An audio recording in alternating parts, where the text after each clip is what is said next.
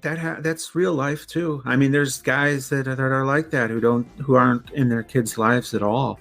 So I mean, And it's especially in that time too, because it was the 80s. I mean, I think mhm. now more than back then, there's a more equal parenting thing, as opposed to it was the men back then, because it was the same. I mean, both my parents worked, but my mother did everything with the kids and did everything at home, and the father was just kind of, he was the breadwinner and didn't deal with stuff with the kids as much. So yeah, I relate to that because my dad worked all the time, day and night, and my brother and I were just kind of left to fend for ourselves because when my parents were divorced, so my dad raised us mostly. We lived with our dad most of our lives, and he was gone at work most of the time, so we were just kind of left on our own.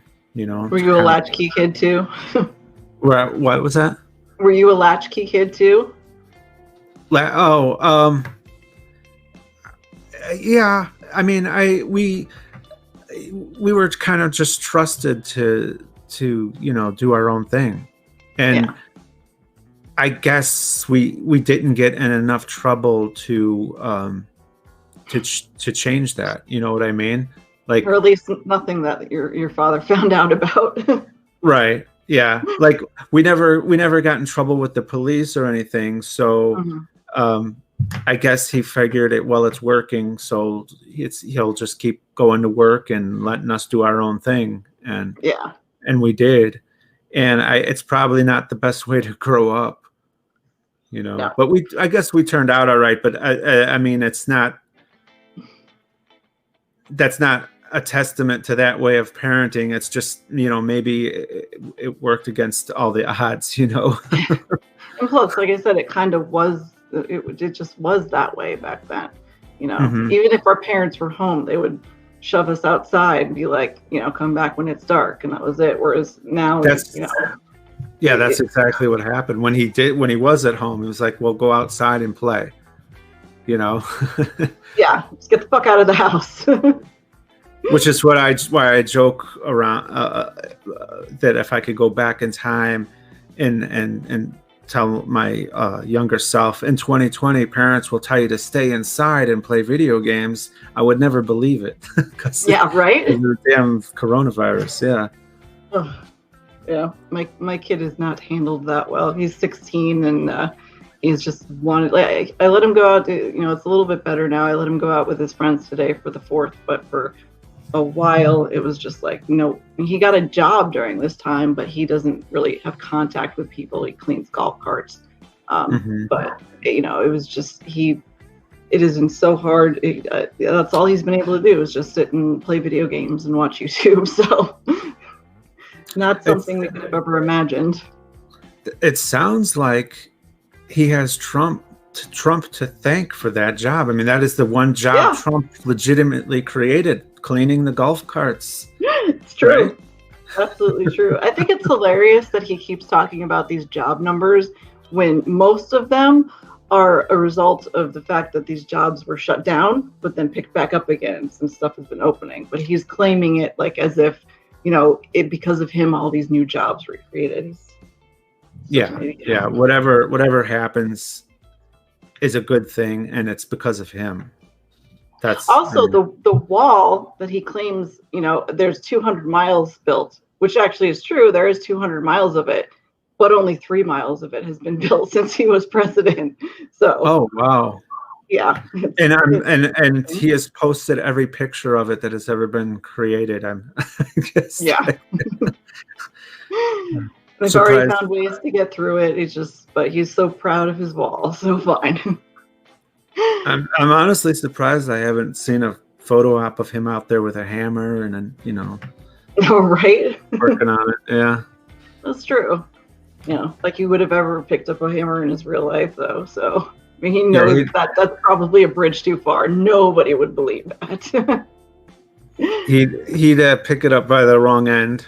And somebody would like he did with the Bible, holding it up upside down. It was such an awkward thing. Like Like, he doesn't know what he's doing.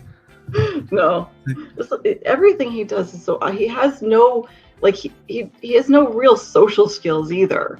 And so everything he does is so super awkward and just enough of a way that it's off. So yeah, he got pretty far in life by appealing to the most awful aspects of our humanity. Mm-hmm. Yes, he has, and it's worked really fucking well for him, though. So yeah, it just goes to show, if you're willing to be shameless enough, you can get far in life. Yeah, absolutely. If you can live with yourself or delude yourself. He clearly can. He has no problem with it whatsoever. So I think he leans more toward the deluding himself aspect than just knowing he's bad and being okay with it. I think he probably thinks he's genuinely great and just wildly unfairly treated, even though he's gets the most what's the word I'm looking for? He thinks he's unfairly treated, but he gets the most leeway of anyone I've ever seen. Yeah, he does, but everybody's an enemy to him. If you don't agree with him, you're the enemy. Even Fox News, when they don't agree with him, he will fucking attack them, which is crazy because Fox pretty much created him as the president, at least part of it. But he honestly thinks that everybody around him is out to get him. It is a delusional sense. And he also, on the flip side, has this feeling that he is the best in the world. For him to come out and say that he's done more for African Americans than anyone except possibly Lincoln. Like, that was nuts. What kind of fucking person says something like that? You know? His strategy is to oversell everything so that he can get, halfway there, which is halfway beyond where he should even be credited for. So if he can get halfway beyond what he even should be credited for, halfway to what he's actually selling, he's still way ahead. That's his whole strategy, his whole shtick. So everything is the greatest it's ever been. Everything is never been done before, and it's all this. His whole strategy is hyperbole sold as sincerity. Yeah, and the thing that breaks my heart the most is that there are so many people in this country that buy his bullshit. And I know that there's certain media outlets and things that are helping push this ridiculous rhetoric that is just completely wrong and on his side. But I don't know how anybody is believing it. He will lie to your face, be proven that it was a lie, still not admit it's a lie, and they will still stick with him and still believe everything he says. And I don't understand how so much of our public became so fucking dumb. Have they always been this dumb? It's very upsetting. It's a con. He's always been proven to be a con man. He has a long history of it. And the presidency itself has been a con. He has told people everything they wanted to hear from him. He has appealed to a group that and told them everything they wanted to hear, which you could legitimately argue is what all politicians do. But he has done it to a very different degree, a very much more of a primal, obvious pandering way. And when he doesn't follow through, when he does the same things that have always been done, when he caters to the swamp, as he calls it, shamelessly so, he just continues saying that he's doing the opposite, that he's fighting for the people, that everything's going great, that communicating that the Dow is an accurate representation of what the average American is feeling. And people, if you repeat something enough, people, especially if you want to believe it and you're on and you've associated yourself with that team, and you're just going to buy into that, and now it's the fear mongering. If the other side gets in power, and they're going to come after you, and they're going to destroy you, and so it's either me. If you don't believe in my success, at least believe in the fact that I won't destroy you like the other side will. And so that's what it's come down to. It's come down to just fear mongering mostly. It really has. Have you ever taken the time to watch any Fox News at all? Honestly, I haven't in a while, but I've seen snippets, online.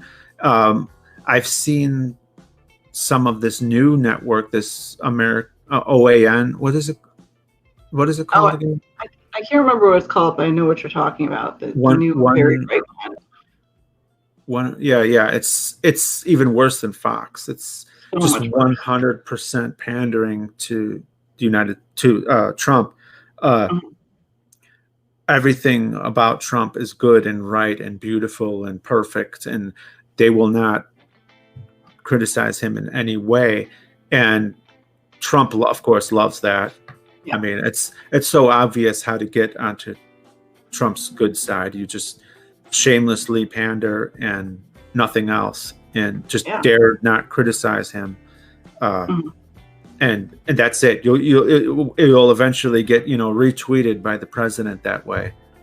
Like for retweet he tweeted out that golf cart parade the other day of people yelling white power because it was a Trump parade and they were all yelling for Trump. Of course, he took it down and claimed he hadn't seen that part. But first of all, it was at the very beginning. So either he didn't watch it and just posted something to 60 million people and he had no idea what it was, or he knew what the fuck he was doing, which I believe it was the latter.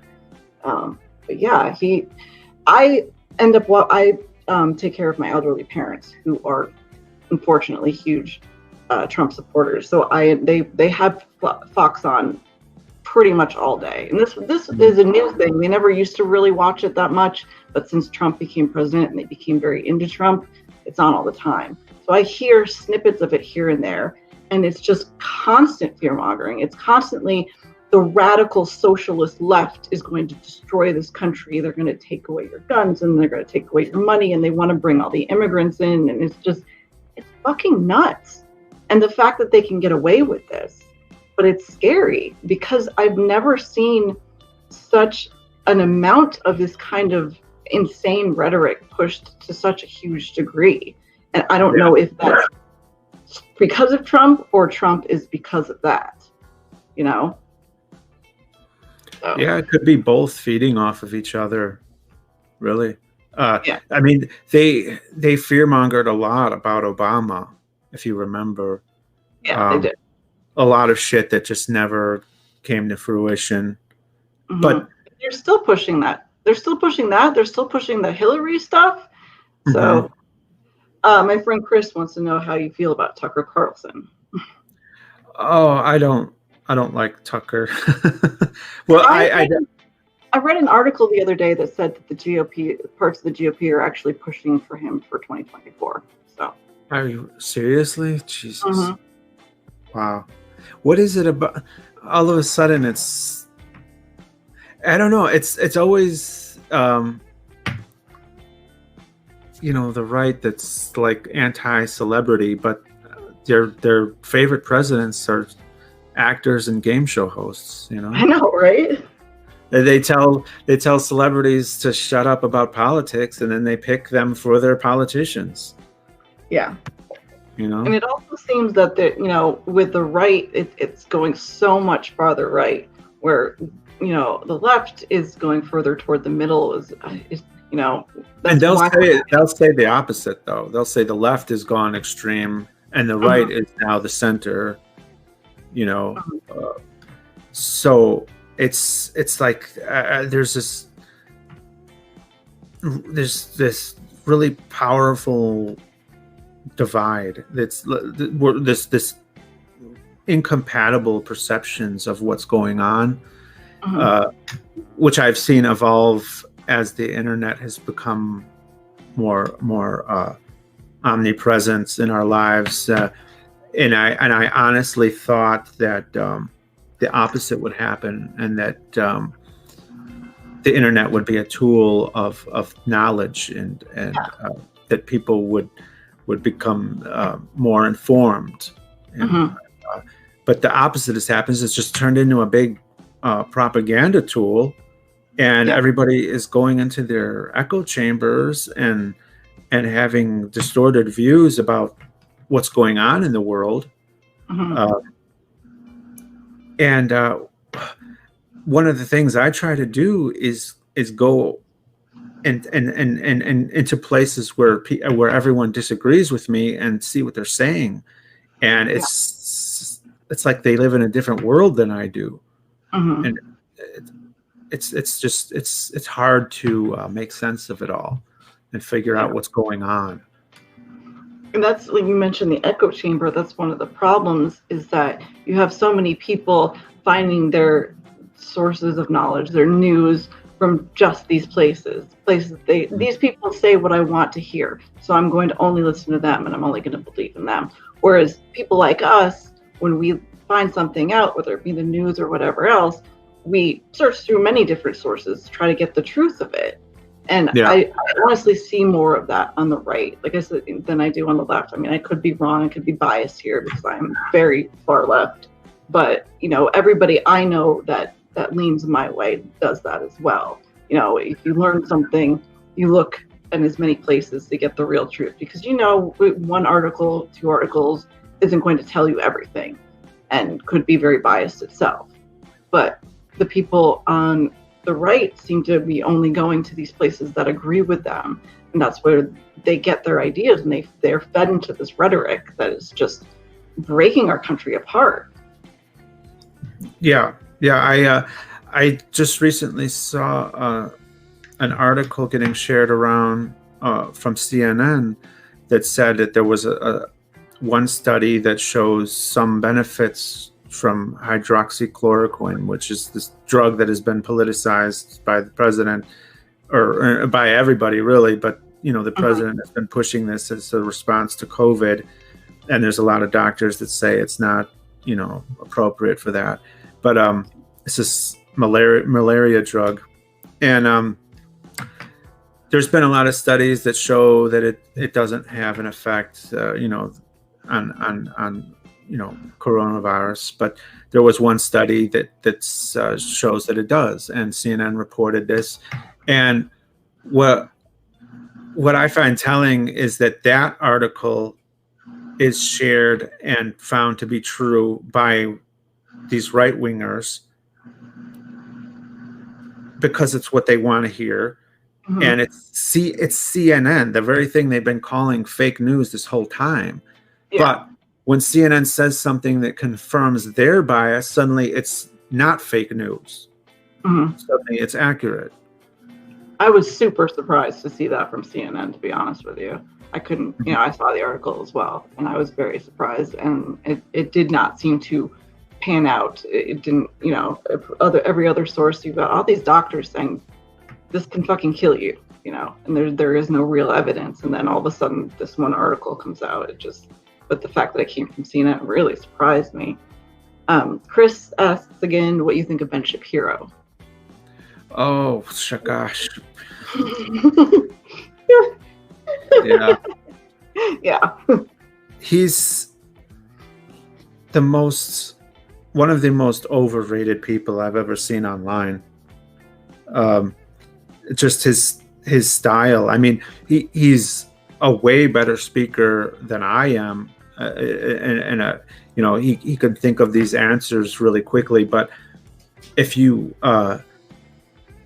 do any digging, they're bad answers. They're from a superficial, like, it's one of these things where you throw out so many bullshit points that it takes a few seconds to make all these points that might be convincing to a lot of people, but then after hours of digging into them, you find out how many, just the multitude of ways that they're wrong. in so many ways. And it's so much harder to debunk claims than to make claims. And he just throws all these claims out that are bullshit. And to do the work to just go through them all, it's not going to get nearly as much traction as he does with his little snarky attitude. I love how he keeps saying the whole, his go-to line is facts don't care about your feelings. Yet half of what he expounds is just, him getting angry about, things on the left and the LGBTQ community and stuff like that are clearly just feelings with no facts whatsoever to back up. And he will tell you to your face, well, facts don't care about your feelings. And he also uses, the fact that he is Jewish to back up his, I am this minority as well. I'm this minority that has been abused for many years, so I can say whatever I want. And that really bugs me.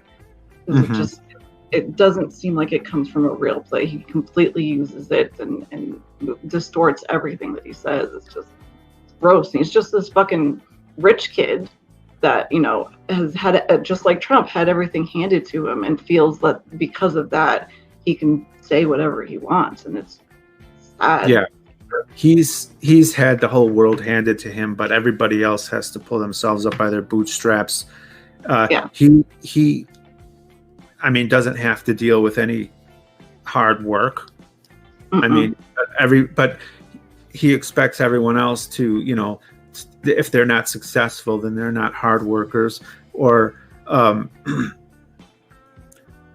what was I going to say? It's the thing about Shapiro is I lost my train of thought. It's okay. But what was it?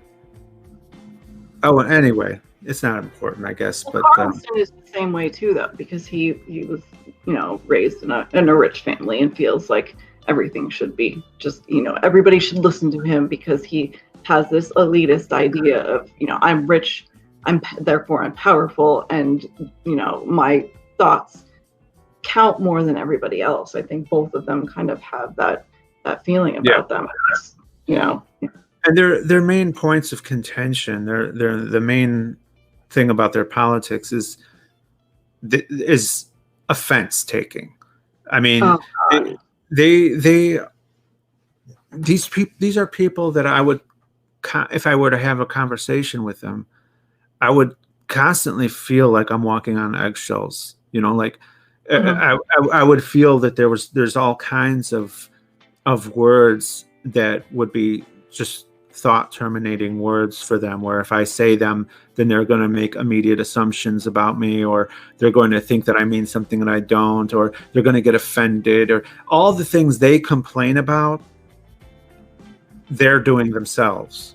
They just don't realize it. They're just playing to a different audience who behave exactly like all the shit they complain about. They complain about hyper offense. They complain about not being able to say this word or that word, or cancel culture. I mean, they engage in all of these things, but they just frame it differently. Yeah, there's a huge victim mentality to them that they feel like they're so put upon by the world changing around them and the needs of others that they have gotten away with so much for so long because they have grown up rich, just like Trump has. That as things are changing and as people are being accepted for who they are, and just especially with the fucking Shapiro and the LGBTQ community, it's gross the way he talks about them. But he is the victim there. He doesn't want to be put upon by these people. And it's the same. I talked about this yesterday, or I mentioned it yesterday on your Twitch stream, that there's this deflection there, that anytime people on the right are accused of something, whether it be hate or racism or anything like that, they turn around and say, no, you guys are, and this is why. And Shapiro is really good with that, with his words. I mean, obviously he's wrong, but he is able to speak well enough that he convinces the people on the right that this is true, that they're the victims and we are the ones that are hateful and racist and whatever. And it's really fucked up. Right. They get a lot of mileage off of Bush's famous bigotry of low expectations quote in Hmm. order to shift blame onto the left, saying that, oh, well, you just don't think that, minorities are capable. Well, no, it's not that. It's that we understand that it's more difficult when you have the additional obstacles of bigotry to overcome. It's more difficult to succeed in life than it is for someone like me who does not have to worry about those obstacles. Now, I'm just speaking in generalities here, but it's not that you think minorities are less capable. It's that you think that they have more obstacles that we don't want to be there for them. Hmm. And are trying to take away those obstacles somehow makes them feel threatened that their way of life is going to be compromised, that they'll see LGBT people as an attack on straight people, or as supporting their lifestyle and not having a problem with their lifestyle as an attack on the straight, his lifestyle, and that's just so ridiculous because I only see the attacks as one directional. I see him and people like him attacking LGBT people, claiming that their relations are immoral, fundamentally immoral, whereas people like us, straight people, I mean, I don't feel like my relationship with my wife is even in the slightest attacked at all by LGBT people. They're completely accepting and understanding of my lifestyle.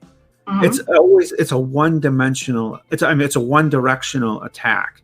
It's not happening in the other way. It's happening one way.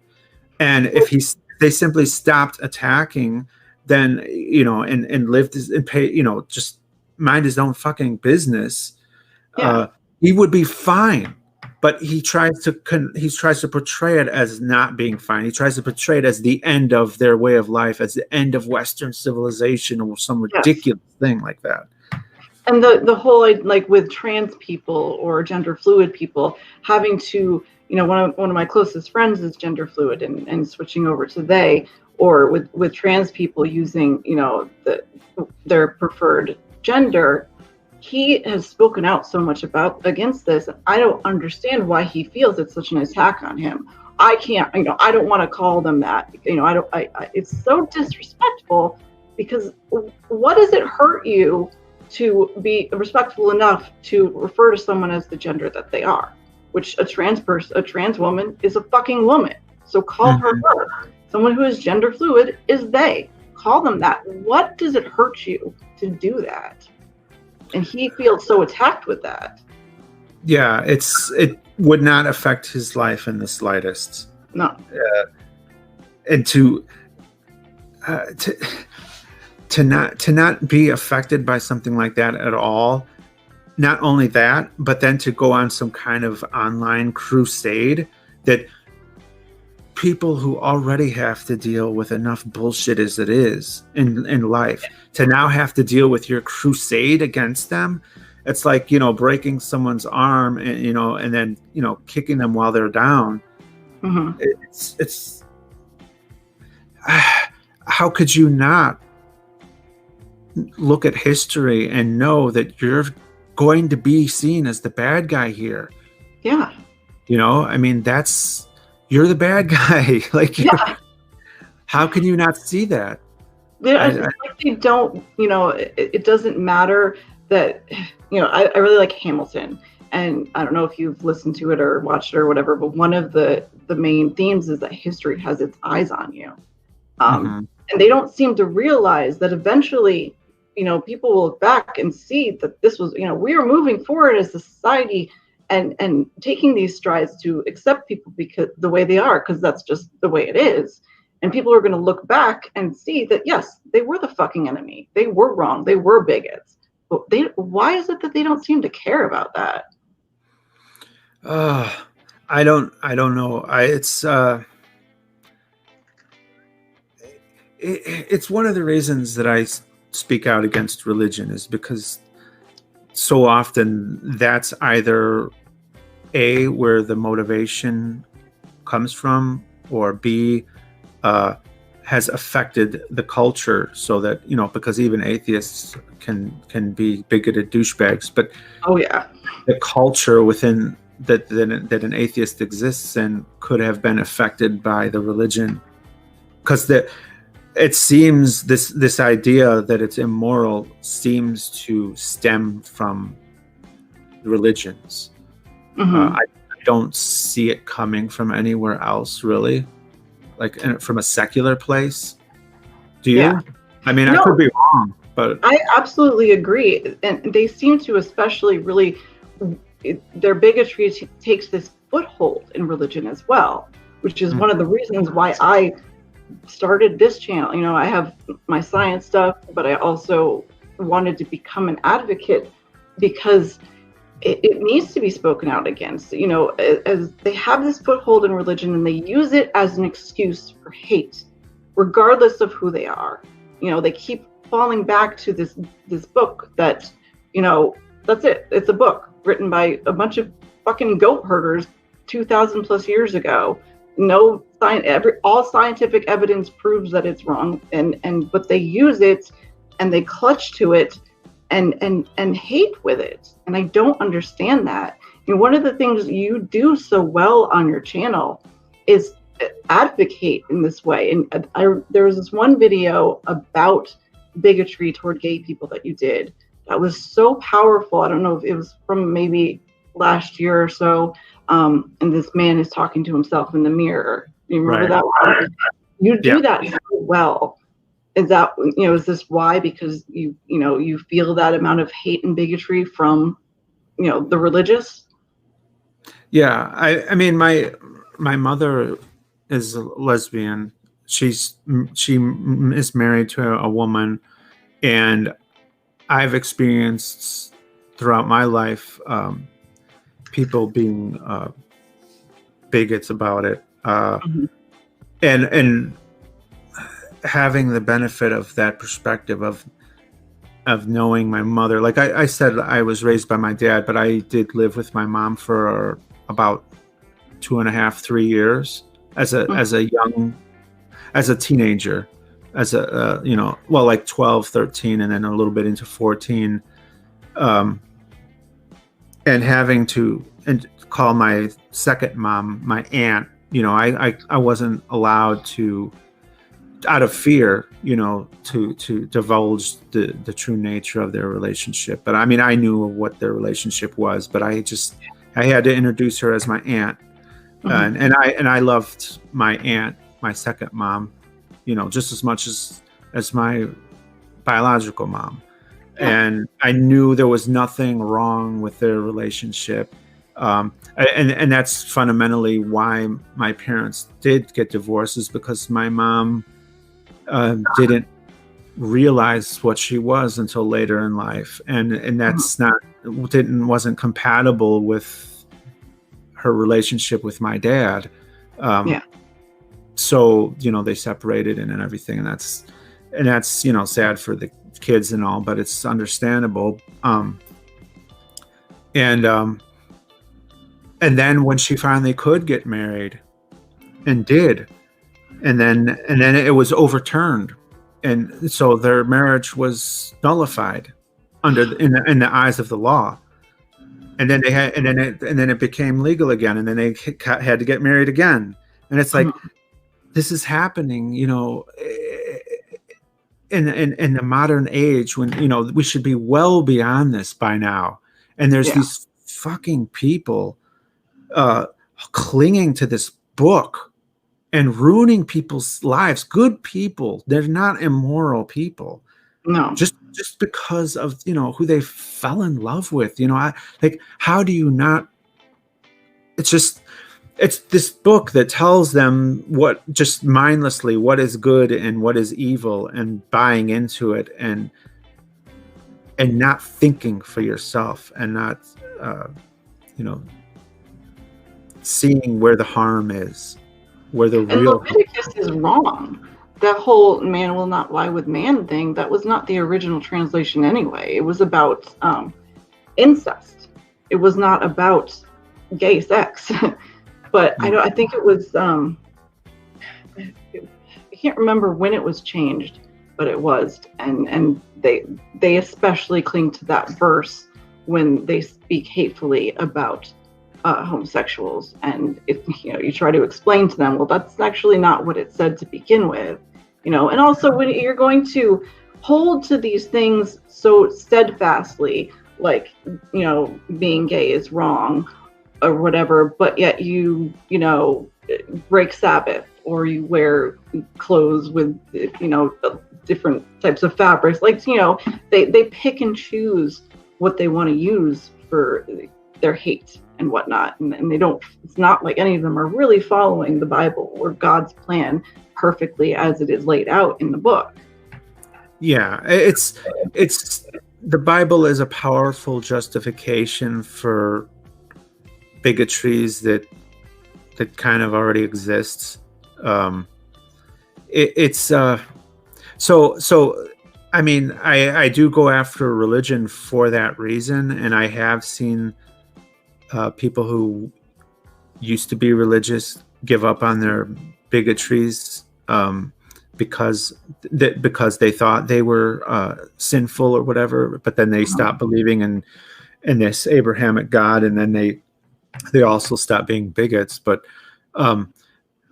there are people who would be bigots anyway and simply just use the Bible to justify it, even though they're cherry picking that sin as something to get outraged about, while committing adultery or doing any number of things that would be just as sinful in the eyes of this God. Yeah. And these super religious, super right people are looking at Trump and not, they don't care that he has cheated on most of his wives, admitted to paying for abortions, all these sins that he has committed. They are able to look past it for some reason. And that is the one thing I don't get, how the evangelicals seem to, kind of deify him in a way. I've read so many things about people, evangelicals and people on the far right, saying that he was actually sent by God to become president. It's like, the sins that he seems to commit according to your book, why are you okay with that? It's a gullibility factor. I mean, they've already proven themselves to have a certain level of gullibility just to buy into this book. From a lot of them didn't have much of a chance because it was pushed on them from birth. A lot of people, I think it's remarkable that people can find their way out of it. But those who can, I mean, it's understandable when there are those who can't, but they've already proven that they'll believe fantastical things. So why not believe this guy who tells them what they want to hear, even though he has fucked up in the past? This book has ready-made excuses for that. Redemption, that everybody is bad, everybody is sinful, and that as long as you're sorry for it and you admit it, and you, even though Trump would never admit it, but no, he still tells them what they want to hear. He still, quote unquote, agrees with them, even though he probably knows very little about the book he purports to believe in. But he's on their side. He's on their team, and that's enough. Like someone like myself, I could be way more successful than I am right now, I think, if I were to do a complete 180 and pretend like I'm a born again Christian, and then just argue against all this shit that I've said, and I could be held up as this big convert, and I think I could probably make a lot of money doing that, and I think I it would be relatively easy. It would be a lot easier than what I do right now, because I know the audience. I know that it's easy for them to believe, like the type of audience that I have now is a very skeptical group, and they're not so easy to please. They're not so easy to convince, and it's not always easy doing what I do. And I think with that religious mindset, it's a lot more easier. And I think Trump has a much easier time working with his group than I do working with mine. Yeah, You know? because we do ask questions, and Dave says something. He said, "Yeah, you're right, and you can make a fortune with it, but please don't do it." He says. No, I'm not. I couldn't live with myself if I did that. No, we have I think people, I don't want to completely split us down the middle, but people on our side tend to have that need for truth and skepticism, and to search for that as much. My tagline for my channel is think critically, because that's what's super important to me. You have to learn for yourself, as opposed to just buying into whatever someone says because you like the way it sounds, and that happens a lot on that side. So yeah. And by the way, me saying all this stuff out loud, that I could do a 180 and make a fortune, is something that I should never do if I was planning to do that. I should never say that out loud, but that my willingness to say that I could do that should tell you that I never actually planned to do that. No. You're one of the strongest and most steadfast voices in our community, and that's why people come to you, because you have funny cartoons, but they have such a message to it, and I told you this before. I've shown some of my son's friends your videos. Those were the first things I went to when they said that they were having questions, because it communicates so well, and you've done that so well and for so long. So just thank you for that, I guess. I appreciate it. I hope I know that in the beginning, when I had a much more less of a reach, and I was new to it, I don't always, like nowadays that my reach is more broad, and that I know a little more about how to communicate in this medium. I wouldn't have always done it the same. I have learned a lot, and I think my earlier videos reflect that, because I just don't think they're nearly as good as far as being effective. But you had that time to grow and learn, and that's something that a lot of us don't have, since you started, like you said, in 2008.